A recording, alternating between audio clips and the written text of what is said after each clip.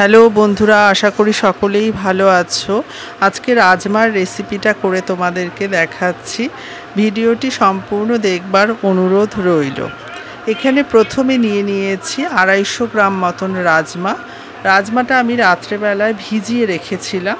এবার প্রেসার কুকারে দিয়ে ভালো করে 3টে থেকে 4টে সিটি দিয়ে এটাকে সেদ্ধ করে নেব। সামান্য নুন হলুদ এতে দিয়ে দেব।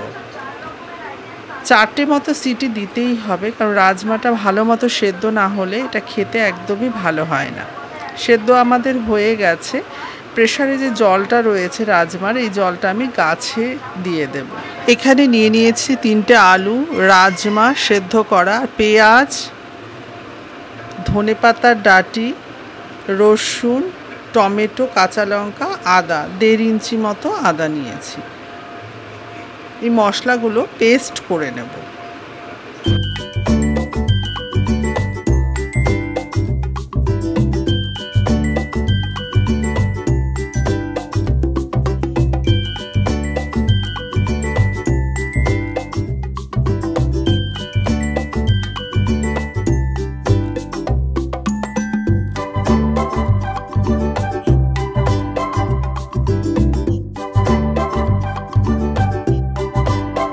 এবার কড়াতে তেল দিয়ে এর মধ্যে জিরা ফোড়ন দিয়ে দিলাম তেজপাতা 2টো মতো,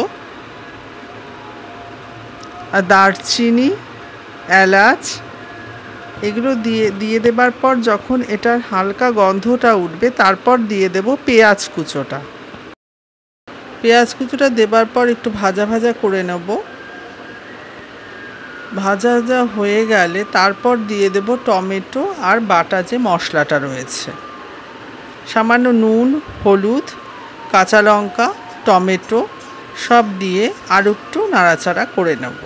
যে মশলাটা আমি বেটে রেখেছিলাম তাতে আমি কাশ্মীরি লঙ্কার গুঁড়ো, ধনে গুঁড়ো, জিরা গুঁড়ো সমস্ত মিশিয়ে তারপর মশলাটা কড়াইতে দিয়ে দেব। দিয়ে আর একটু ভালো করে এটা কষিয়ে নেব।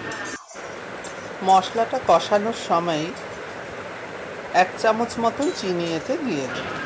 এবার যে সেদ্ধ করা আলুগুলো ছিল সেগুলো একটু ভেঙে এর মধ্যে মিশিয়ে দেব। এবার সেদ্ধ করা রাজমাটা এতে দিয়ে দেব।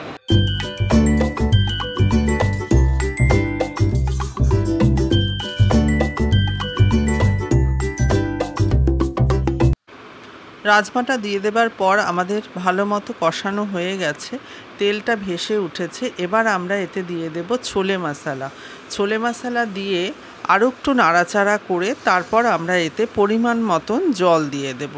জলের পরিমাণটা একটু কমই দিতে হবে। এবার ঝোলটা ফুটে গেছে, আমরা এতে ধনেপাতা এবং গরম মশলার গুঁড়ো, শাহি গরম মশলার গুঁড়ো দিয়ে একটু নাড়াচাড়া করে আমরা নামিয়ে নেব।